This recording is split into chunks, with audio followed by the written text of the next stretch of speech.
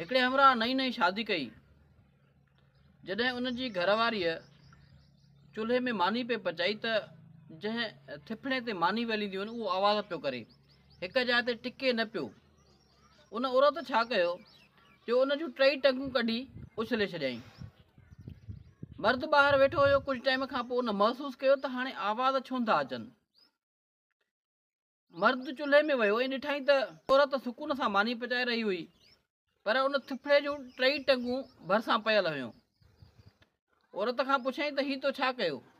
चयईं त हीउ किरकिर पियो करे, आवाज़ पियो करे, उनजे करे असां खां आवाज़ बर्दाश्त न आहिनि थींदा, उनजे करे हिन जूं मूं टई टंगूं कढी ऐं उछलाए छॾियूं।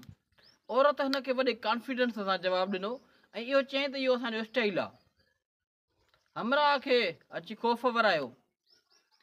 हू ॿुधाए थो त हींअर शादीअ खे केतिरा ई साल गुज़री विया आहिनि, पर मूं कॾहिं बि घर में कंहिं बि क़िस्म जो किरकिर वारो आवाज़ नाहे कयो।